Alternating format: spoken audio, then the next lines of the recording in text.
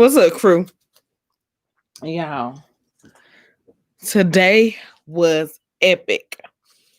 Like, I had an awesome Christmas, y'all. I uploaded my vlog for today. I found out what was going on with my phone. Look like some of the videos that I was like taping previously, it was ending up in my internal storage on my phone. So I had to go and delete every video on my internal storage on my phone, and then it would let me download. But anyway, it was taking up too much space. So anyway, y'all, today was just awesome. Like I got time to spend with my family. We did our traditions like we normally do, and it wasn't about no gifts for me. It was just about spending time with my family. And this year, my whole, like, even at work, everybody on my team got to spend time with their family because due to everything was shut down. That they Walmart, Piggly Wiggly, everything was shut down. All the grocery stores. The only things that were open were like CVS, ABC store, stuff like that. But y'all, when I tell y'all, my church had they had like three options what we could do to give to others on Christmas. And me and my family decided to participate in the was it I think Christmas on the porch. And it was amazing. The leader of it was our first lady, one of our first ladies, and she got like a list of elderly people and their addresses, and we had to pick which ones we wanted, how many, and it was a list of men and women, and we had to like give gifts to them, like make bags, like little carry bags, not little gift bags, whatever you wanted to put in it, socks, lotions, Kleenexes, gloves, toboggans, whatever you think or you thought the person needed, you would put in that into that gift bag. When I tell you, y'all, my family did like 20. We did 10 men and 10 women because that's how big our heart is. Me and my family, we big givers. We are on giving, especially to people who don't have, you know what I'm saying? Especially to people who may not get a visit from anybody, may not get a gift from anybody. And y'all, when I was handing out them gifts, I felt so fulfilled. I felt like my assignment was complete. I felt like Christmas was Christmas. You know what I'm saying? If I give to somebody who don't have what I got, I feel fulfilled. I feel like God is pleased. I feel like that's what He wants us to do. We give to our families, we give to people who already got.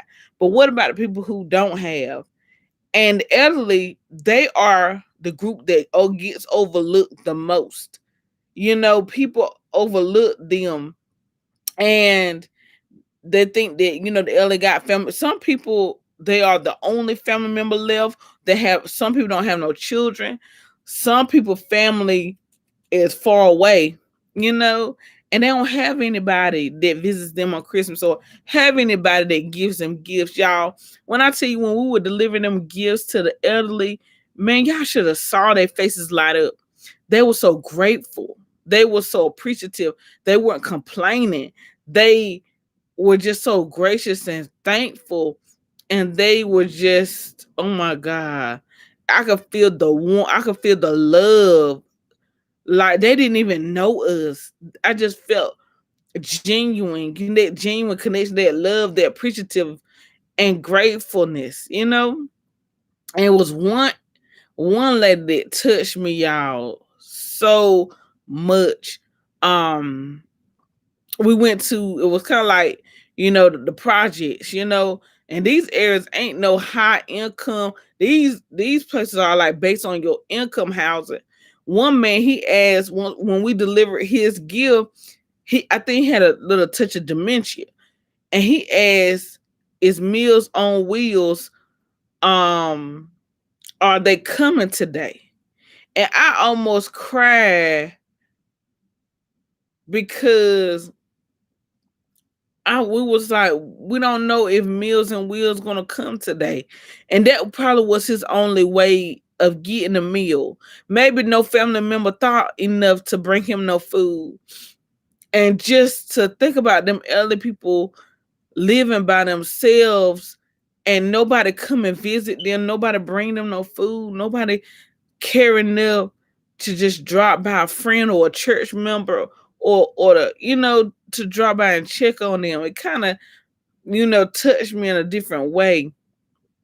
And that's why I always be an advocate. I like to do Meals on Wheels.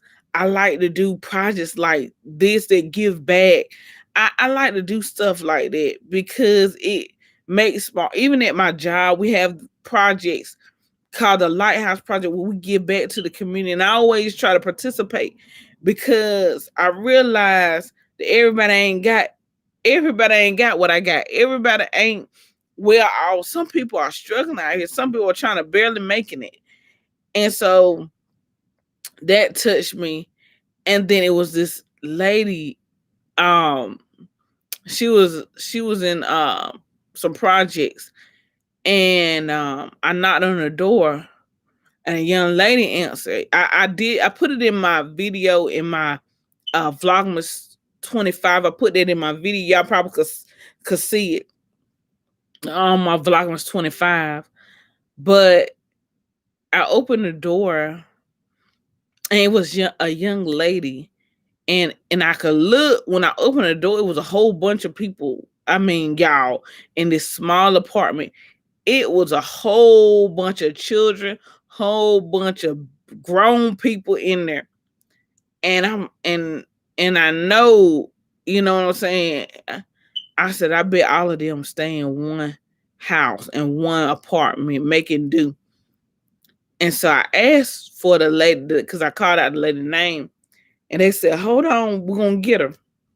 And so I handed the gift to one of the young ladies, and I called out the lady's name, and I told her where I was, who we were from, what we were doing, and Merry Christmas, Happy Holidays. Y'all, she didn't speak. I don't know if she could talk, but she started crying, and she said, come here. She motioned to me to come here, and she gave me a hug. And y'all, I'm gonna be honest and transparent with y'all. I miss my grandma. I only was really, really close to one of my grandmas. My other grandma, I didn't really get that connection with, because she died when I was a little girl. So I never really got that connection. My great great grandmothers, I never got that connection. Um, Even with my stepdad's mother, I never got that connection. But with my paternal, with my biological grandma, I felt that connection. My grandma, when she was in her right mind, because my grandma later on got dementia. She was steady losing her memory, and she didn't recognize who we was. And my grandma used to kiss me, and she would say she loved me and give me a hug. And I would do anything for my grandma, man. It wasn't a Christmas that went by that I wouldn't give nothing. I would give all I got for my grandma. Her birthday, I made sure that I remember Christmas and her birthday. But you know, when a lady hugged me, it's like I felt the love coming from her. It was a warmth. It wasn't no put on. It wasn't no fake stuff. It was genuine. It was like a genuine emotion. Like, she was so grateful that somebody came by and gave her something, because she probably didn't even get no gift for Christmas. Nobody thought about or had the money probably to get her anything, because people aren't working right now because some jobs are closed due to COVID, and some hours are cut, and some people are working from home, and some people are getting sick from this COVID virus, and they have to be off work without pay. So it's a trying time in the land, y'all. And so I was like, I was like emotional. I was getting teary. Y'all know I'm a crybaby anyway. I'm so emotional and sensitive, y'all. I be thinking about others before I even think about myself. I think about other people. I think about how they feel. I think about their situations. I think about, you know, I dissect things, and I'm kind of like, my mom told me I should have been a psychiatrist or a therapist, but I kind of dissect stuff and I see, different things going on. I can view different things with my natural and with my spiritual eye. And so y'all, when she hugged me so tight, y'all. She just hugged me so close. And I know due to COVID, we ain't supposed to do all that. But in that instance, you don't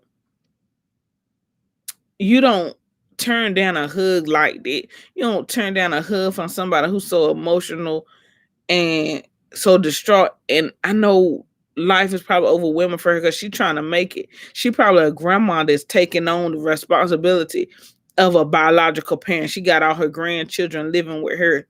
And she trying to make ends meet. And she might not have money to buy no Christmas gift for everybody. She might not have money to buy even nothing for herself. And that present was for her personally. And y'all, I just had to get off the video, cut it short, because I had to stop for a moment and realize, like, hey, Christian, you doing God's work. You doing His assignment.